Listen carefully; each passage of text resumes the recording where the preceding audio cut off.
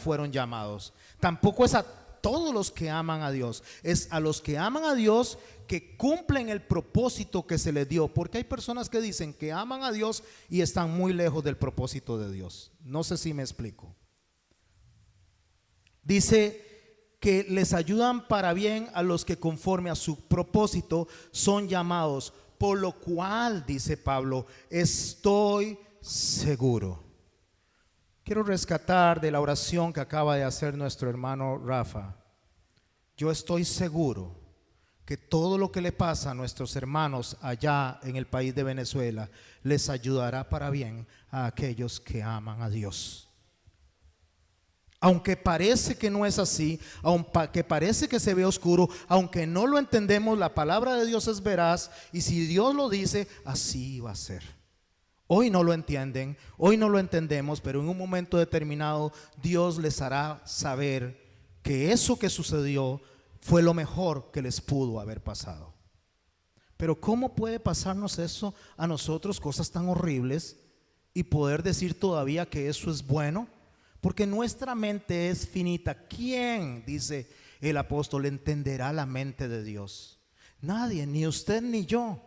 Nadie puede entender la mente de Dios. Lo que Dios hace en su soberanía es perfecto, aun cuando creemos que nos hace sufrir. Pero en medio de esto, Él está seguro, porque dice que ni la muerte, ni la vida, ni ángeles, ni principados, ni potestades, ni lo presente, ni lo porvenir, ni lo alto, ni lo profundo, ni ninguna cosa creada nos podrá separar del amor de Dios.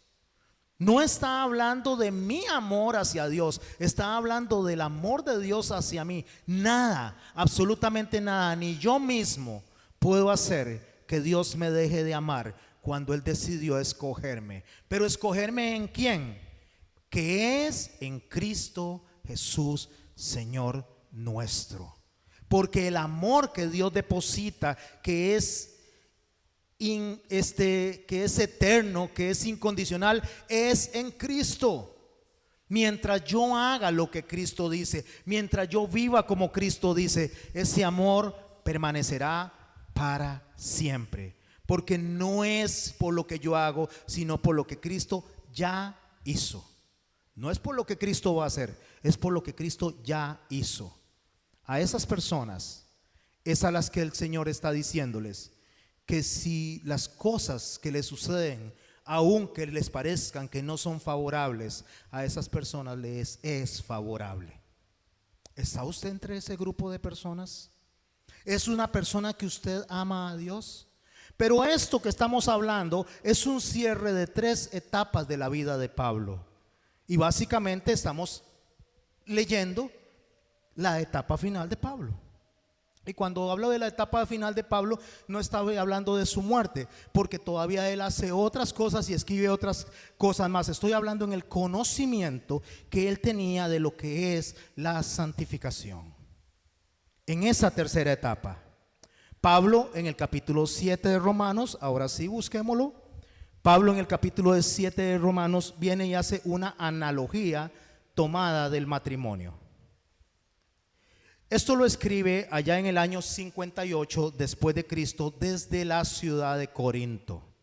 Pablo le dice a los romanos que ha querido ir. Cuando digo a los romanos, no estoy hablándole al pueblo de Roma, sino a los creyentes cristianos en Roma, a este grupo de personas, a las personas que aman a Dios en Roma. A estas personas es a las que les está escribiendo una analogía del matrimonio.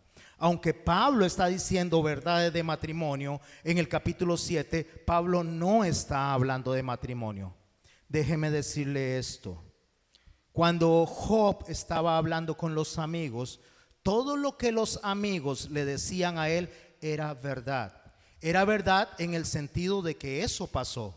Pero no era verdad porque no iba de acuerdo a lo que Dios decía. ¿Me explico con esto?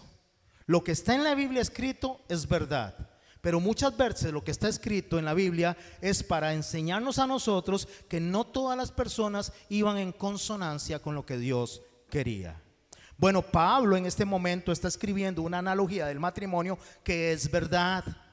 Pero no es el matrimonio en sí lo que nosotros tenemos que ver en este principio bíblico, sino el verdadero mensaje. Y el mensaje que Él nos está hablando es de santificación.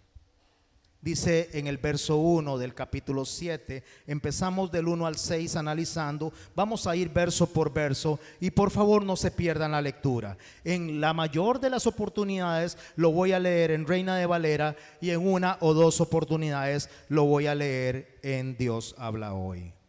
Dice en el capítulo 7 de Romanos, leo: ¿acaso ignoráis, hermanos, hablándole a usted y a mí, a la iglesia? Pues hablo con los que conocen la ley. La ley se enseñorea del hombre, entre tanto éste vive.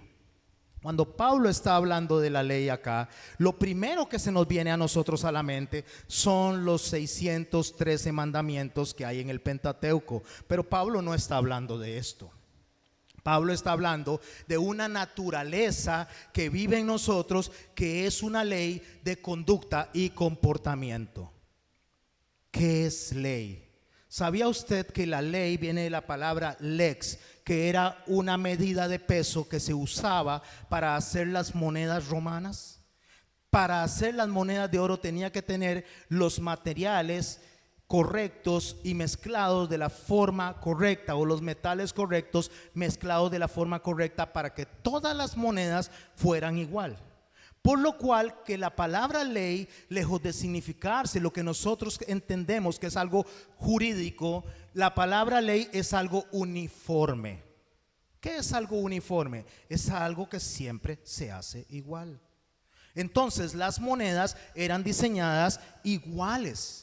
Al ser diseñadas iguales, todas tenían el mismo valor. No sé si ustedes han oído algo que dice: la costumbre se hace ley. Porque cuando usted hace algo siempre igual, entonces eso constituye una ley, porque no cambia.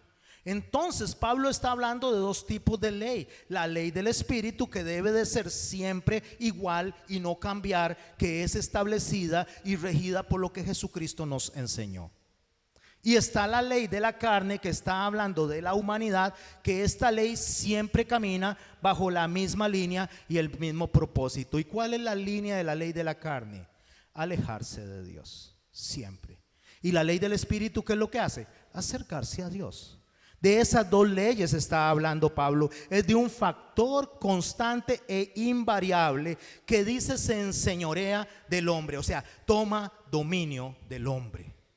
Ese factor dominante que está en el hombre le hace morir, le hace alejarse de Dios. Pero si ese factor muere, automáticamente el hombre queda libre de ese dominio que viene de la humanidad que el hombre heredó desde Adán.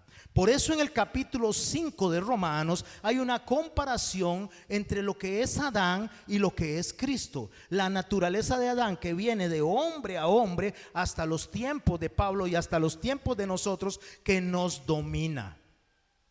Pero la naturaleza de Cristo, que posterior de la resurrección de Él viene a nosotros, guiada por el Espíritu Santo, y esto debería de prevalecer en el dominio de la naturaleza adámica. Entonces, con esto que tiene en la mente él, continuamos leyendo el verso 2, donde dice: porque la mujer casada está sujeta por la ley al marido mientras éste vive. Cuando él dice esta palabra sujeta, y recuerde que nosotros lo que queremos es rescatar el verdadero sentido, la verdadera enseñanza, el áurea del mensaje. ¿Y cuál es el centro? ¿Cuál es la parte medular de lo que Pablo está diciendo cuando dice ligada? ¿Usted ha tenido en algún momento un montón de ligas que las arrolla y las deja en una gavetica? Al pasar el tiempo, cuando usted ve, se han fusionado estas ligas. Y cuando usted quiere soltar una liga, ¿qué sucede? Se rompe. No es posible soltarla sin que se rompa. Este tipo de ligadura es a la que Pablo le está llamando que la mujer mientras vive está unida al marido mientras este marido vive, porque si se separa del marido automáticamente queda lesionada y él queda lesionado. Pero no vamos a meternos en el término de matrimonio, aunque es un mensaje muy hermoso en esa vía. Vamos a hablar de la mujer que debe de morir el marido para poder casarse con otro. Pero recuerde, sáquese de la mente la parte de matrimonio y empiece a pensar en la santificación y empiece a pensar en lo que realmente Pablo quiere enseñarle a usted y a mí. Verso 3. Así que, dice Pablo, si en vida del marido se uniere a otro varón, será llamada adúltera. Pero si su marido muriere, es libre de esa ley. ¿De qué? De ese dominio que la tiene atada, de ese dominio que la liga. De tal manera que si se uniere a otro marido, no será adúltera. ¿Cuál es el principio que tenemos que rescatar aquí? Muerte. Debe de morir aquella atadura para poder vivir a lo que viene. O sea, debe de morir a la muerte. ¿Cómo vamos a morir a la muerte? Bueno, justamente ese es el mensaje central de aquí, de este capítulo. Debemos de morir a la muerte. No es que las personas empiecen a anhelar que se le muera el marido para quedar libre. No es eso lo que Pablo está enseñando. Lo que Pablo está enseñando es un asunto de él mismo en su interior que lo traslada a nosotros para que nosotros entendamos que debemos de morir a una naturaleza con la cual vivimos en el día a día. Y es la atadura de la humanidad heredada desde don Adán. Verso 4 dice: así también vosotros. ¿Quiénes de los que están aquí son los que aman a Dios? ¿Quién dice amén? Ok, ustedes que dicen amén, que aman a Dios, eso es con usted. Y yo voy a decir amén porque eso es conmigo también. Entonces dice: así también vosotros, hermanos míos, habéis muerto a la ley mediante el cuerpo de Cristo, para que seáis de otro, del que resucitó de los muertos. Vamos entonces aclarando nuestra mente. Ya ustedes no están vivos, atados a aquella ligadura que dominaba sobre ustedes en su conducta, en sus impulsos, en su manera de pensar, en su manera de sentir, en su manera de actuar. Ustedes ahora están ligados a Jesucristo, quien resucitó de los muertos. A fin. ¿Para qué estamos ahora ligados a Cristo? A fin. ¿Tiene un propósito? ¿Quiénes son los que aman a Dios? Los que conforme a su propósito han sido llamados. Entonces a estas personas que aman a Dios, que murieron a aquella naturaleza, debe de estar atada a la naturaleza de Cristo con un propósito. Si no, no se cumple Romanos 8:28. ¿Cuál es el propósito? A fin de que llevemos fruto para Dios. Entonces renunciamos y morimos con un propósito: agradar a Dios.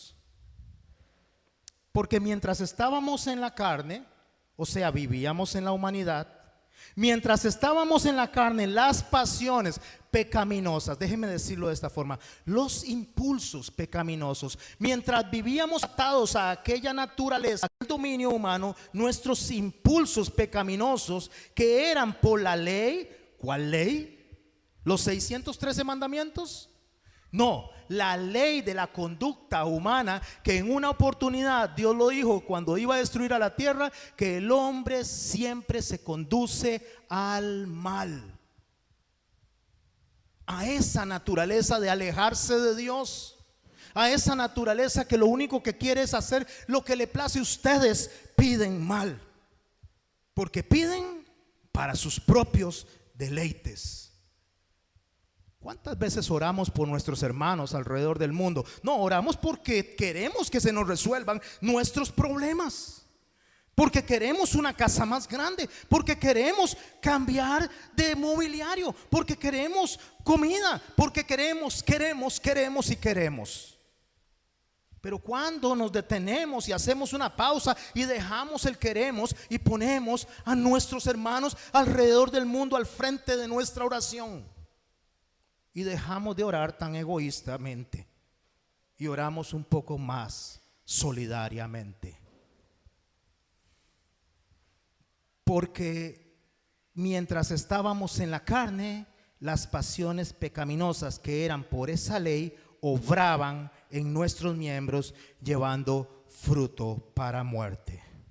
O sea, somos egoístas. Somos yo, todo yo. Verso 6. Pero ahora estamos libres de esa ley. ¿De qué ley? De la que nos domina. Pero cuando yo le digo que estamos libres de esta ley, o mejor dicho, Pablo dice que estamos libres de la ley, no quiere decir que no pecamos. Quiere decir que si usted peca es porque quiere, porque usted puede no pecar. ¿Entendemos esto? Si usted y yo pecamos es porque queremos pecar. No, pero yo no quiero pecar. Vamos a verlo conforme avancemos, porque en nosotros hay dos naturalezas que están luchando: la naturaleza de la ley de Cristo, que es la ley del Espíritu, y la naturaleza de la ley de la carne, que son mis pasiones. Pero ahora estamos libres de la ley por haber muerto, para que aquella en que estábamos sujetos, de modo que sirvamos bajo el régimen. ¿Qué es un régimen? Una forma de gobierno nuevo del Espíritu, bajo el régimen viejo de la letra. Ok, ahora sí, leímos eso, tenemos la analogía del matrimonio. Y pastor, explíqueme ahora, ¿por qué usted dijo que eso no tiene que ver con matrimonio? Es una figura de matrimonio para enseñar una verdad. Es algo como enseñaba Jesús. Jesús enseñaba cosas de la tierra para enseñarnos cosas de los cielos. Si ustedes no entienden lo de la tierra, dice, ¿cómo van a entender lo de los cielos? Déjeme explicarlo de esta forma. Si usted no entiende la importancia del matrimonio, usted no puede entender esto que el Señor nos está enseñando. Si usted no entiende el respeto que debe tenerle el hombre a la esposa y la esposa al varón, si usted no entiende la importancia trascendental entre lo que Dios enseña a través de su matrimonio al mundo, no va a entender esto. Porque el matrimonio no fue diseñado para que usted haga feliz a su esposa. El matrimonio no fue diseñado para que usted haga feliz a su esposo. Eso es consecuencia cuando usted hace lo correcto, entendiendo el verdadero propósito del matrimonio. El matrimonio fue diseñado para que usted le diga al mundo cómo es la conducta entre la iglesia y Cristo en su propia vida. Entonces la gente ve y cree. Porque si nos ve agarrados del pelo, la gente no cree. La gente cree cuando ve que nosotros damos un testimonio correcto en la conducción que tenemos como esposo y esposa, y la gente dice, así quiero ser yo. Y así es Cristo con la iglesia, y así debe ser la iglesia con Cristo.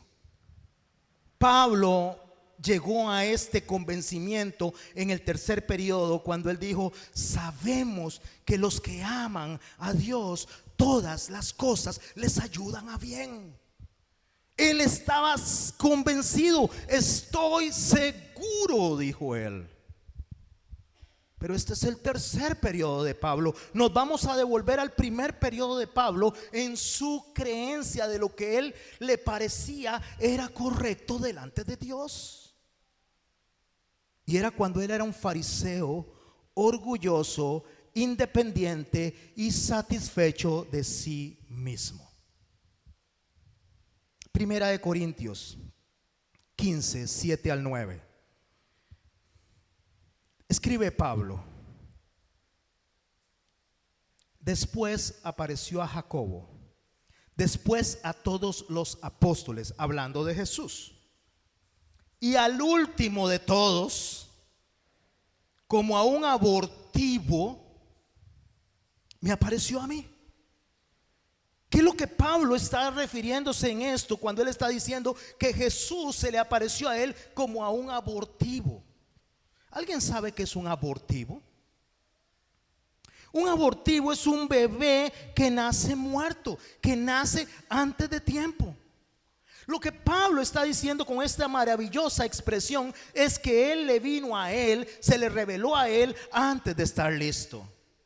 Y cuando dice que antes de estar listo, lo que sucede es que Pablo estaba persiguiendo a la iglesia y iba camino a Damasco a matar a los hermanos.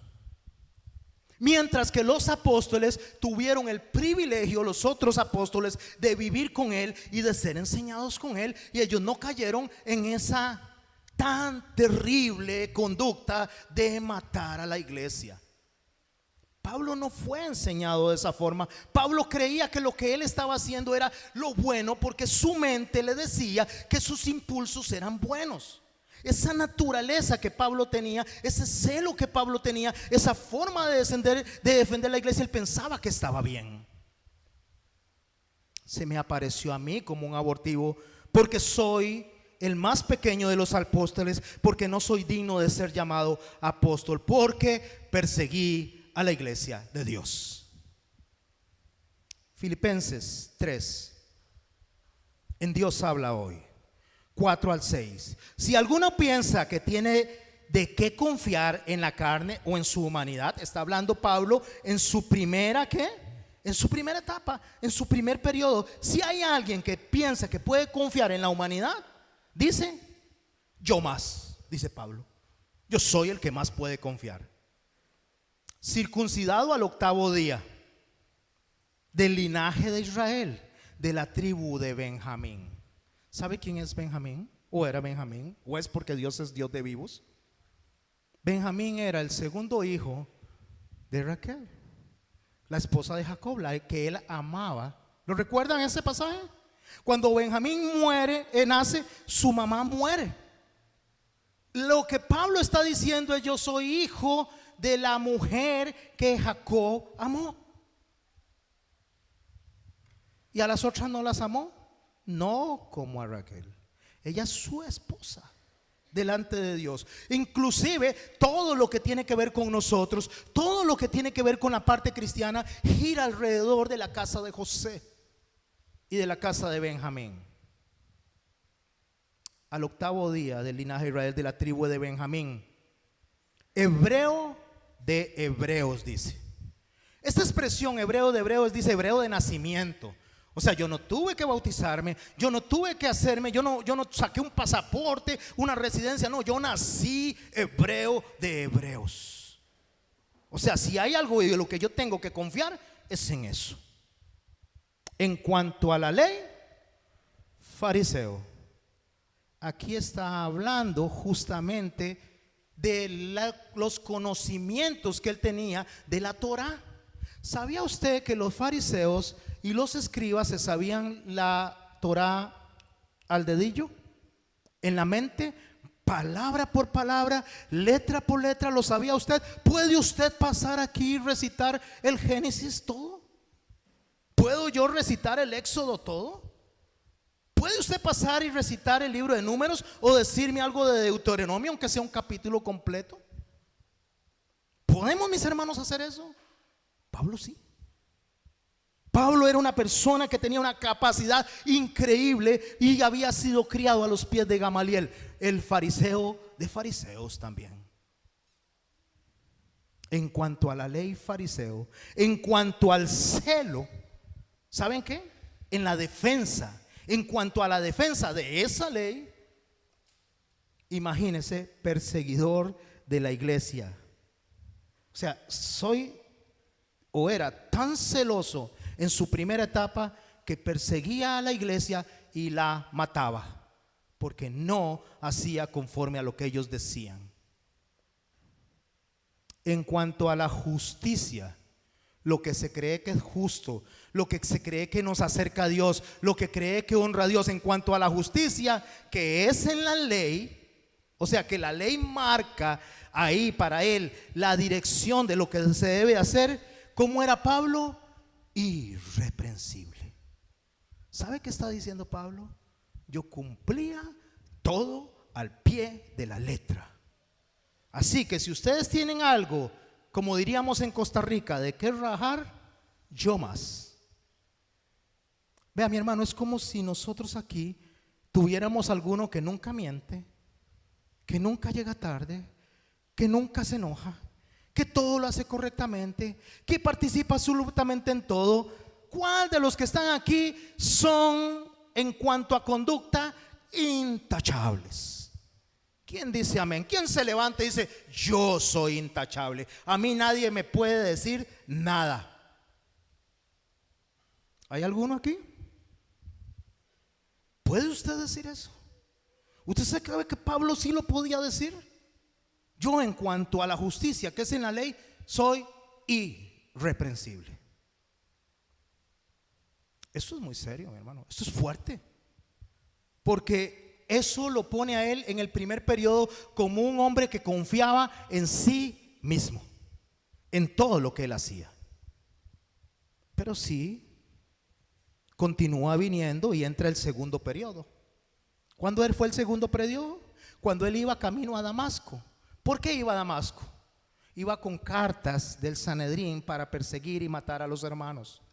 Y cuando él va hacia Damasco, que es la capital de Persia, o conocido también como el reino de Satanás, cuando él va camino allá, o sea, con esa forma de actuar confiado en sí mismo, en sus propias fuerzas, él va caminando directo al infierno. Eso es lo que significa. Él iba camino al infierno.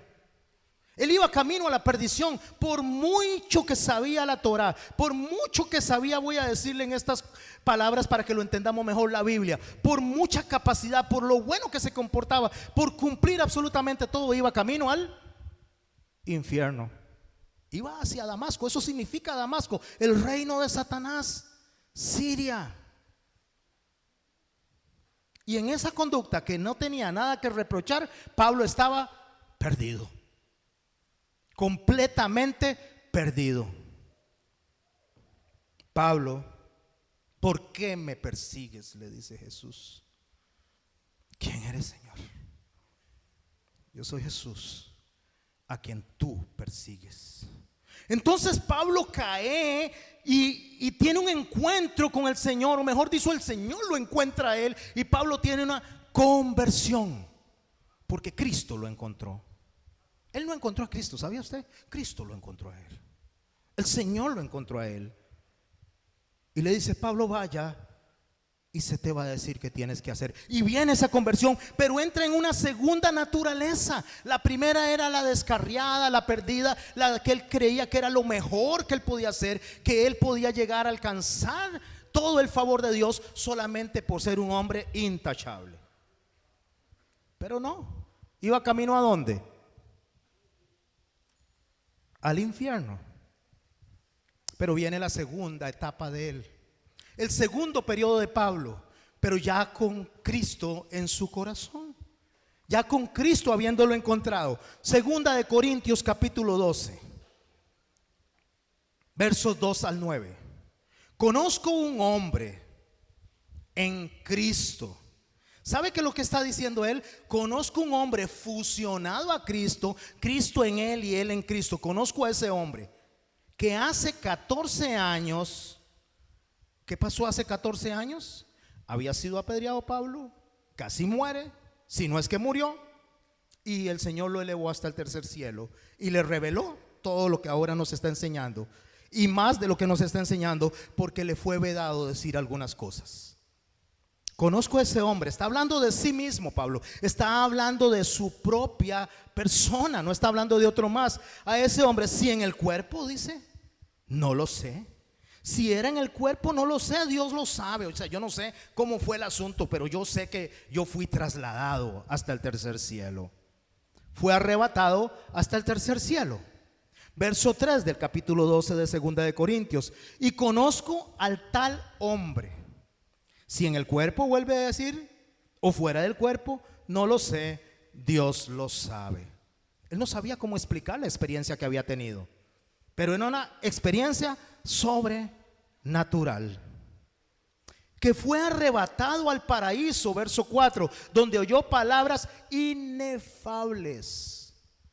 O sea, palabras fideínas, palabras que no se pueden rechazar, palabras verdaderas, inefables que no le es dado al hombre expresar. De tal hombre me gloriaré. O sea, ese hombre tuvo una conversión, tuvo un arrebatamiento y fue presentado delante de Dios. De ese me gloriaré. Pero de mí mismo, dice, en nada me gloriaré sino en mis debilidades. Pablo está hablando de su conversión y que en su conversión usted puede y dice: Señor, gracias por estar en mí. Pero en esta naturaleza en la cual Cristo está, hay una naturaleza dentro de nosotros que lucha por desplazar esto. Y es nuestros impulsos, nuestros deseos, los deseos pecaminosos que todavía están dentro de nosotros. De ese no me gloriaré. Sin embargo, el verso 6: si quisiera gloriarme, no sería insensato, porque diría la verdad. O sea, si les dijera a ustedes que yo soy el más carga porque me pasó esto, no les estoy mintiendo. Pero lo dejo, dice, para que nadie piense de mí más de lo que en mí ve u oye. O sea, lo que yo voy a hacer delante de ustedes es solamente dar un testimonio de lo que realmente soy. Entonces crean en lo que yo hago, no crean en lo que yo digo. Eso es lo que Pablo está diciendo. Confíen en mis actuaciones, no en mis palabras. Porque mis actuaciones gritan más que mis palabras. Y para que la grandeza de las revelaciones no me exaltase desmedidamente, me fue dado un aguijón en mi carne, en mi humanidad. Un mensajero de Satanás que me abofetee para que no me enaltezca. O sea, Dios le dejó a Pablo ciertas acciones dentro de sí mismo para que no se crea más de lo que es. Imagínese usted.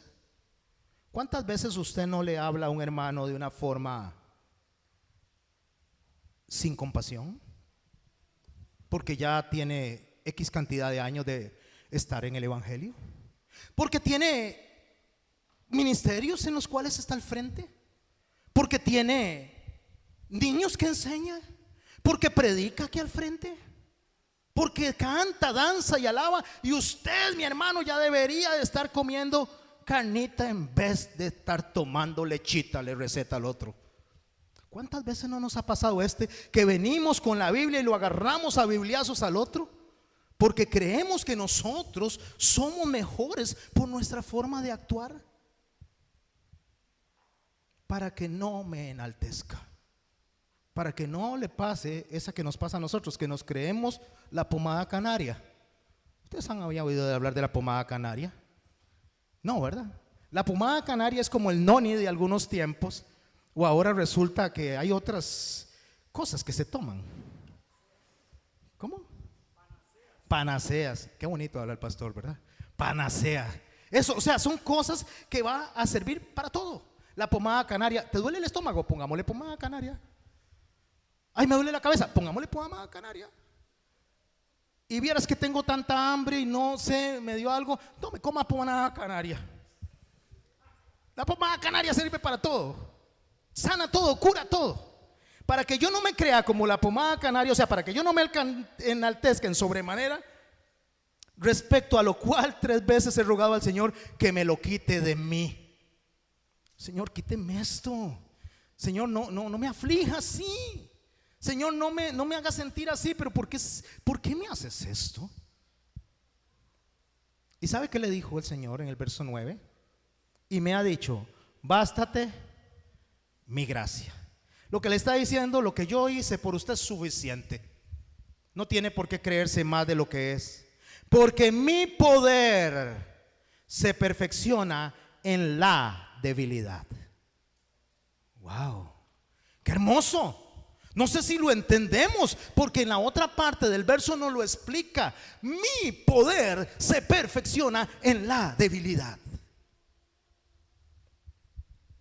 Bástate mi gracia.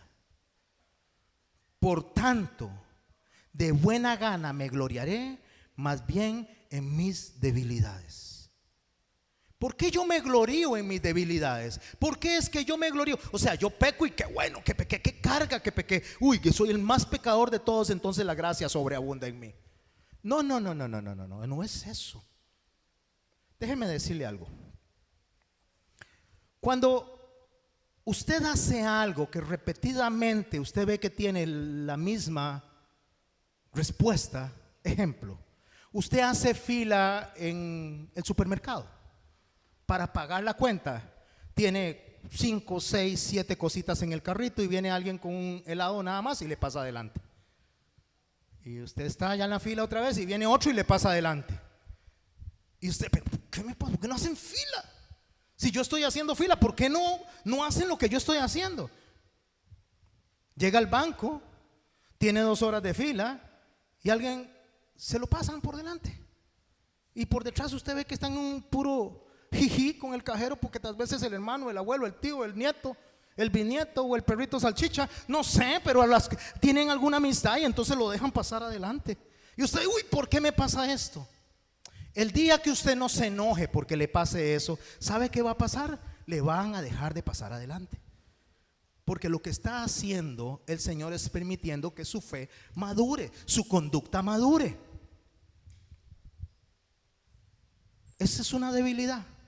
Y cuando usted supera esa debilidad, ¿sabe qué es lo que pasa? Le dicen prueba superada y le dan una carita feliz, un sticker aquí. Vamos a decir que como una corona que le ponen stickers. Cuando ya su esposo le habla de forma grotesca y usted ya no le contesta feo, sino le dice, mi amor, no me gusta cómo me estás hablando. Ya no le muerde. Me vuelve a hacer así y le doy. No, no, no. Cuando usted supera eso, entonces ya usted superó otro sticker. Cuando su esposa no lo agarra y lo marea con la legadera y se le terminó eso y ya dejó de atontarlo con eso, ¿verdad? Entonces usted dice, wow, ¿qué pasó? Porque ya usted dejó de tratarla como la trata. No sé si me explico, hay un proceso de formación y ese proceso de formación se da en nuestras debilidades. ¿Y cuáles son las debilidades de nosotros? Lo que no sabemos manejar porque son nuestros impulsos. Pero cuando yo supero algo, ese sticker, eso que Dios me pone, cuando yo llego al cielo, yo llego con la corona, porque llego con todo prueba superada. Ahora soy soy el rey, soy sacerdote, o sea, voy a reinar con Cristo. Llego con la coronota ahí, o la coronita para algunos, ¿verdad? O una coronotota para otros. Y llegan al cielo. Y cuando llega Jesús, ¿qué hacen? Ven a Jesús y le dicen, ve a Jesús, qué buena corona la que me gasto. Yo sí que soy, pero carga, ¿verdad? ¿Vio todo lo que hice yo?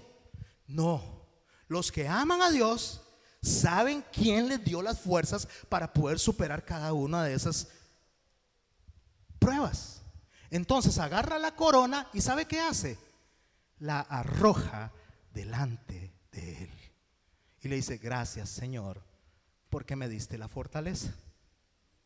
Por eso es que Pablo dice, bástate mi gracia, le dijo Dios, porque mi poder se perfecciona en la debilidad. Por tanto, de buena gana me gloriaré más bien en mis debilidades. Y termina diciendo, para que repose sobre mí el poder de Cristo. Es ahí donde yo tengo la victoria, donde Cristo es el que domina sobre lo que yo dominaba.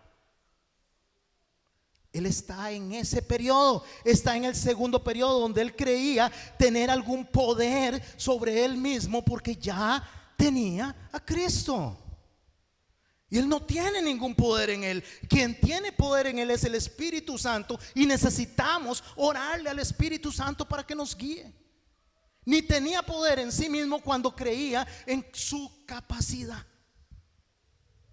Pablo llega a entender eso. Entonces cuando él llega a entender eso dice, ¿qué vamos a hacer si nosotros estamos perdidos? ¿Qué pues diremos? Dice, ¿no hay injusticia en Dios? De ninguna manera, dice. Pues a Moisés dice, tendré misericordia del que yo tenga misericordia y me compadeceré del que yo me compadezca. Ahí sigue enseñándonos Pablo que lo que yo hago o no hago descansa en lo que Cristo hace en nosotros. En la lucha de las dos naturalezas. aunque no depende del que quiere ni del que corre. ¿Cuántos quieren hacer lo correcto? No depende de usted, ¿sabía? ¿Cuántos quieren llegar de primeros a ser los que delante de Dios les diga el Señor: venid benditos de mi Padre, entrad al gozo de tu Señor? ¿Quién le gustaría eso? Pero no depende de usted tampoco. Dice: no depende del que quiere ni del que corre, sino de Dios que tiene misericordia. Si usted y yo estamos acá, es por la misericordia de Dios. Porque hay una naturaleza en nosotros que escapa de nosotros. Tenemos una incapacidad que Pablo había reconocido en su primer periodo, en su primera etapa. Por eso es que en Romanos 3:10 él había escrito: porque está escrito, no hay justo ni aun uno, no hay quien entienda, no hay quien busque a Dios. Todos se desviaron a una, se hicieron inútiles. No hay quien haga lo bueno, no hay ni siquiera uno. Esa era la primera etapa de Pablo. Era la etapa donde él creía que hacía lo bueno. Romanos 7:7-9 dice así: ¿qué pues diremos? ¿Que la ley es pecado? En ninguna manera, porque no conocía el pecado sino por la ley, porque tampoco conociera la codicia si la ley no lo dijera. Esta ley que está hablando aquí sí es la ley que le decía: no mate, no haga, no robe. No. Cuando a usted le dicen que no haga algo, ¿qué es lo primero que usted quiere hacer? Lo que le dicen que no haga. ¿Por qué? ¿Se ha preguntado usted por qué? Si yo vengo y pongo esta Biblia aquí, no la voy a poner ahí. No quiero hacer como otra persona. Voy a poner esta botella mejor. Yo pongo esta botella aquí en la esquina y yo les digo a ustedes, y los niños me están poniendo atención: nadie toque esa botella. No la toquen ni la muevan de ahí. Termina el culto, nos vamos a conversar. ¿Qué creen que usted que va a pasar? Alguno de los chiquillos la va a agarrar, porque va a decir: ¿pero por qué? ¿Será que pasará? ¿Será que es eléctrica? ¿Será que él habla? ¿Qué le pasará? ¿Por qué no hay que tocarla? Es la naturaleza del hombre. La naturaleza del hombre es que le dicen: no, así voy a hacer. Mire, entre más usted le dice a su esposo: no haga eso, más rápido lo hace. ¿Sabía? Usted dígale a su esposa: no, y ella dice sí. Hay un asunto del hombre que no le gusta el no. El no es algo desagradable para el hombre. Y cuando digo el hombre y la mujer, el no es feo. Siempre queremos que nos digan sí.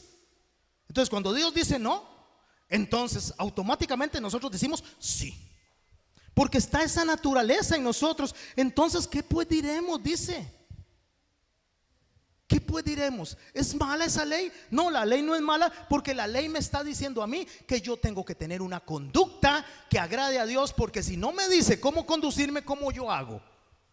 Como a mí me da la gana.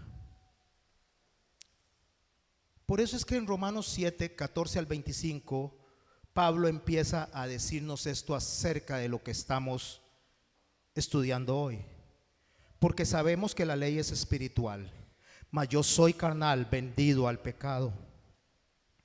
Porque lo que hago no lo entiendo, pues no hago lo que quiero, sino lo que aborrezco, eso hago. ¿Sabe qué está haciendo Pablo? Como un trabalenguas.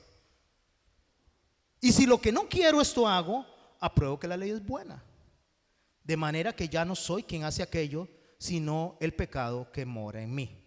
O sea, el pecado que me domina es el que hace que yo actúe en contra de lo que a Dios le agrada. Yo sé que en mí, esto es en mi carne, o sea, en mi humanidad, en mi debilidad, no mora el bien. ¿De quién está hablando Pablo?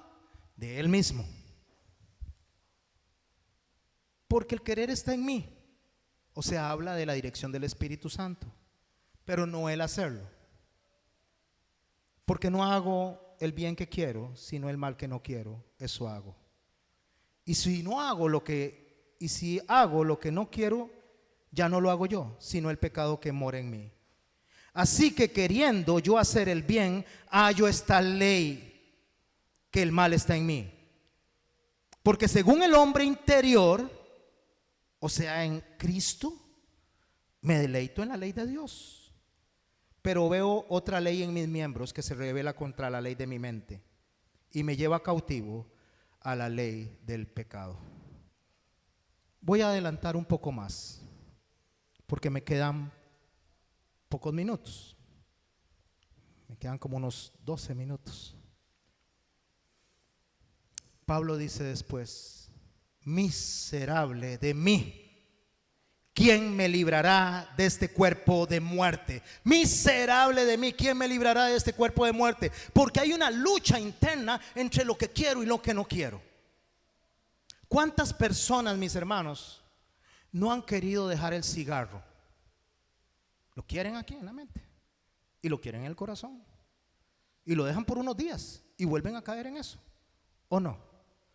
¿Cuántas personas no quieren dejar el licor? Porque lo piensan aquí y lo tienen aquí, pero los días vuelven a caer en el licor. ¿Cuántas veces usted dice: ya no voy a hablar, ni voy a chismear, ni voy a estar murmurando de nadie?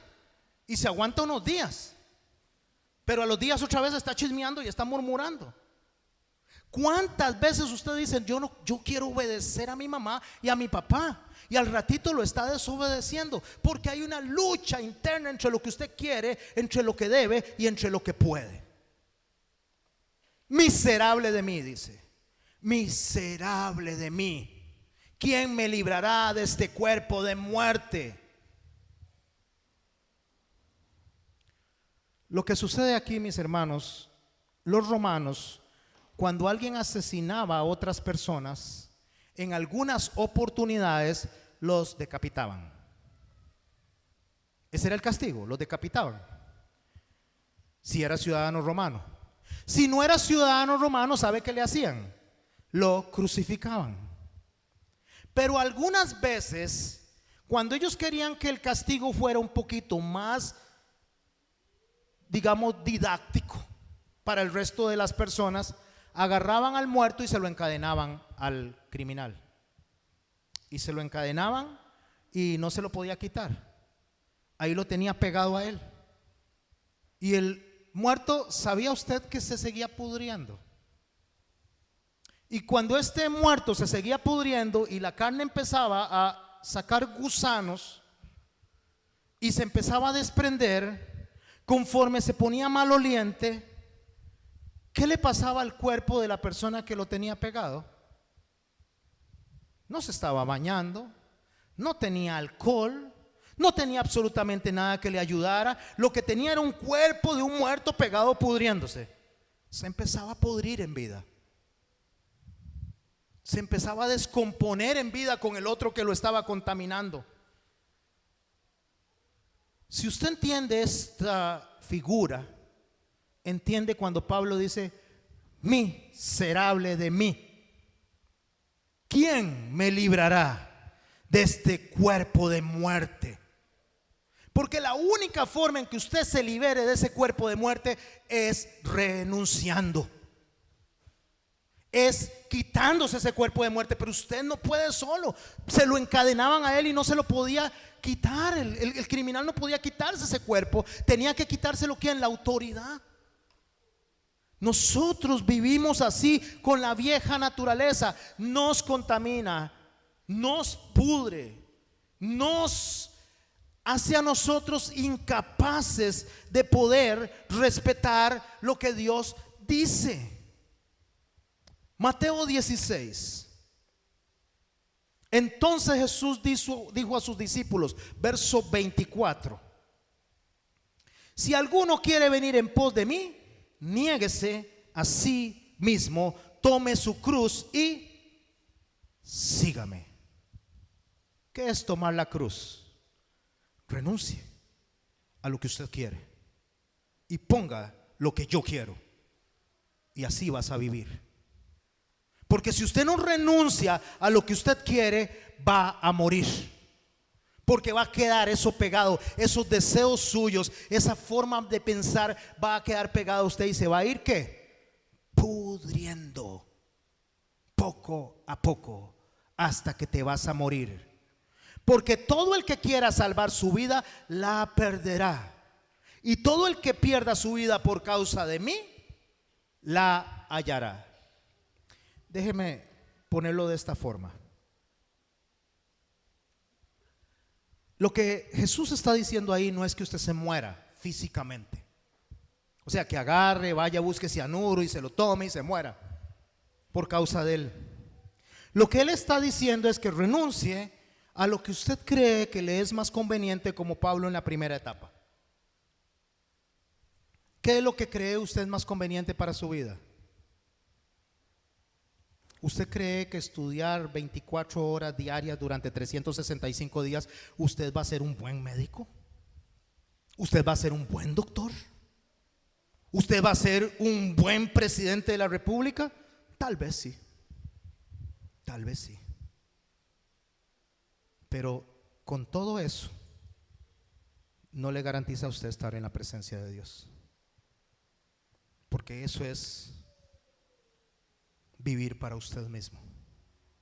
Usted no sabe si después de que usted estudió 15, 20 años y mañana cuando usted va a presentarse a su primer día de trabajo como médico, como ingeniero, como cirujano, como administrador de empresas, como técnico de informática, va a venir una burbujita a su cerebro y todo se acabó.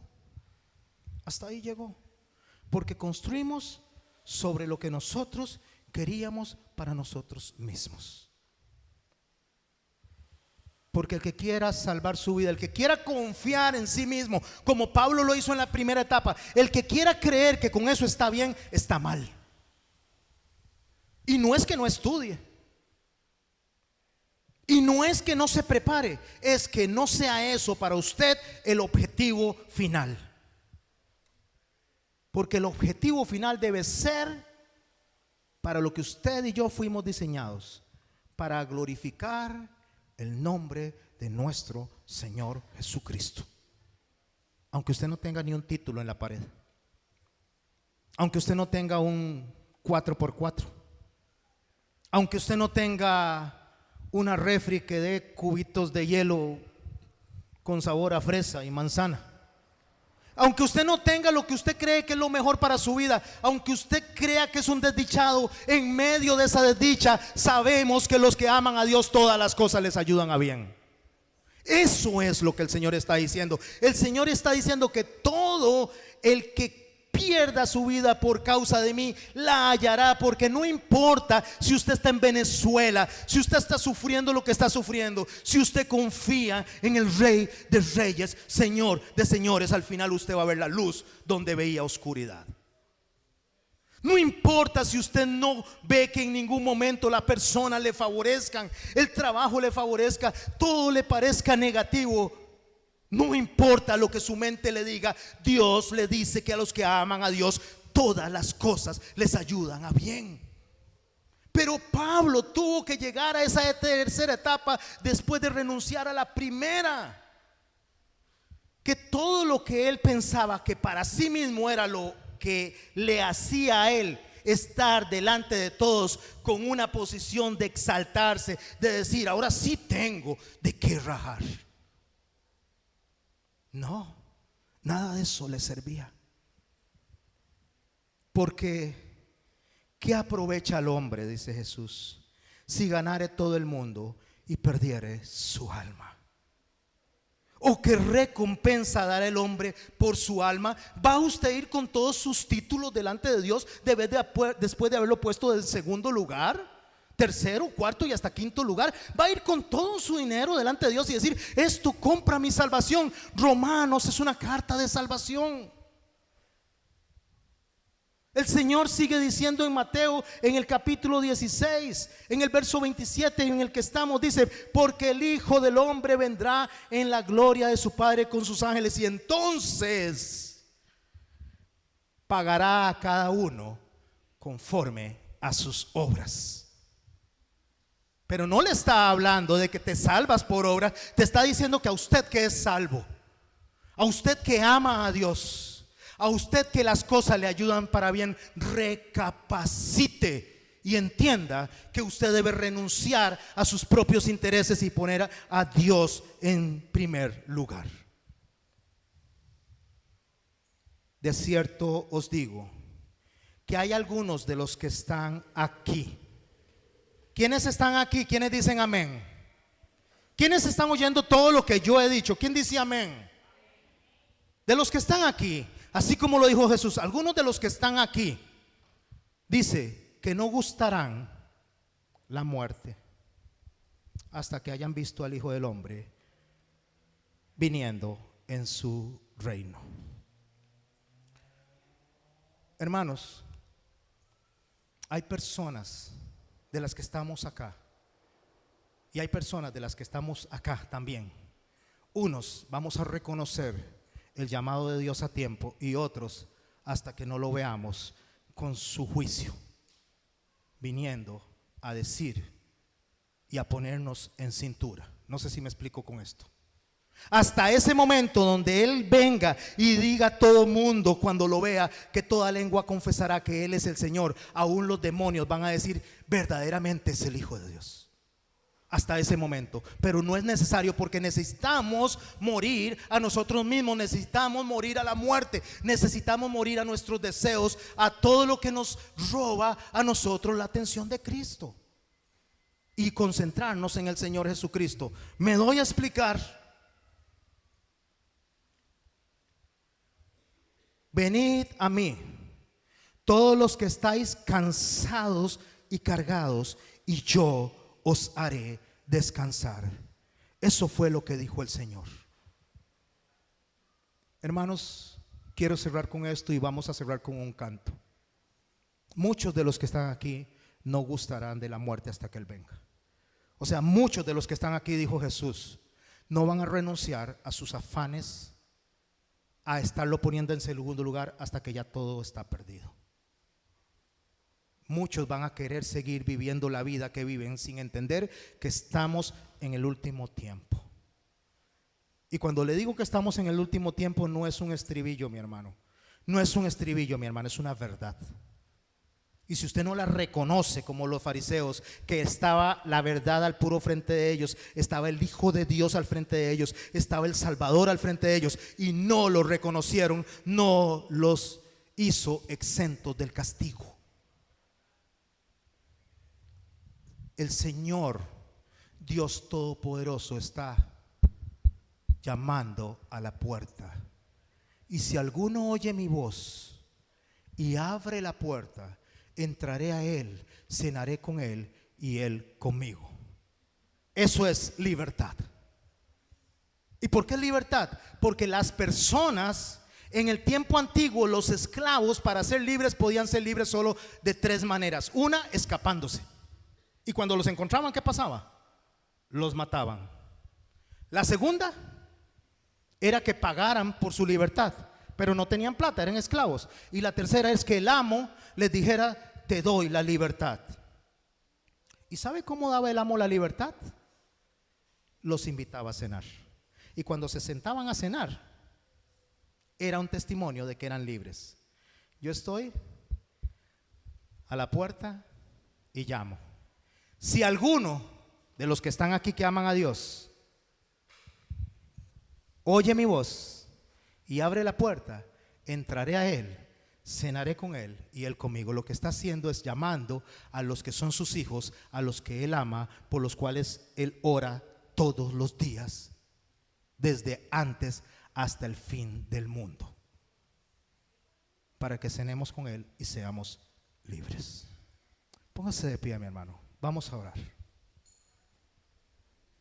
Padre, en el nombre de Jesús te doy gracias, Señor, porque hemos entendido, Señor, que debemos de morir a nosotros, Señor, para separarnos de la naturaleza, Señor, hasta que la muerte nos separe, la muerte de nosotros mismos, para unirnos a ti en vida, Señor, porque tú eres vida, Señor, porque tú resucitaste por cada uno de nosotros. Y vana sería nuestra fe si no hubieras resucitado. Oh Padre Santo, ayúdanos a entender que somos libres en el tanto hagamos conforme a lo que tú nos demandas, Señor.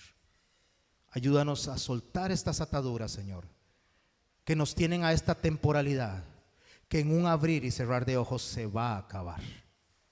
Ayúdanos a entender, Padre Santo, que todo lo que vemos es irreal.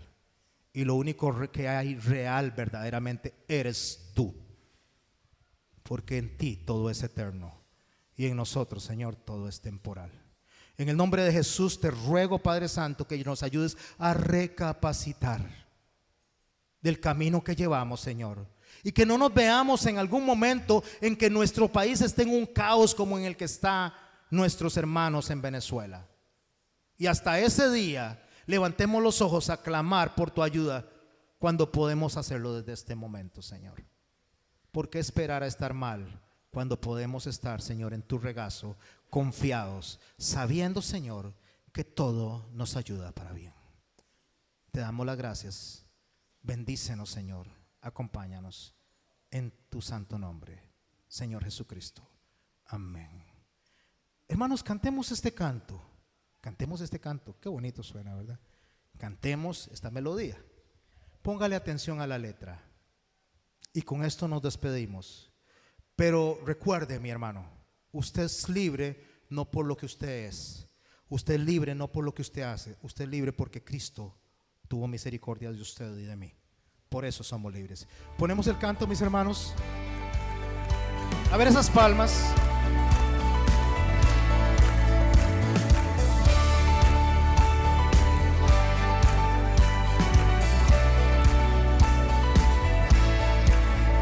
Las cadenas de la muerte me quitó.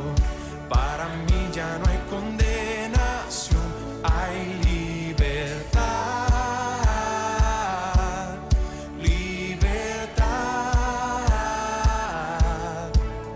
Siendo esclavo del pecado me libró, en la cruz compró mi redención y libertad,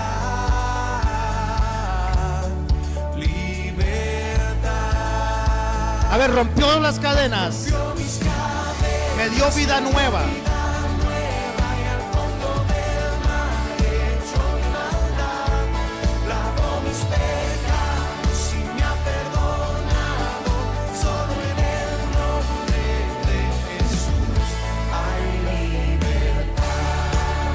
¿Quién dice soy libre? ¿Quién dice amén, soy libre? ¿Quién dice yo soy libre? Que la cruz por mí murió y cambió mi duro corazón por libertad, libertad. El poder de su evangelio me salvó y no me avergüenzo del Señor, mi libertad, libertad. Libertad para adorar y cantar. Rompió mis cadenas, me dio vida nueva y al fondo del mar echó mi maldad. Lavó mis pecados y me ha perdonado. Solo en el nombre de Jesús hay libertad. Si te sientes libre, apláudele al Señor, adora al Señor, porque Él es el que te hizo libre. El Hijo es libre, en verdad.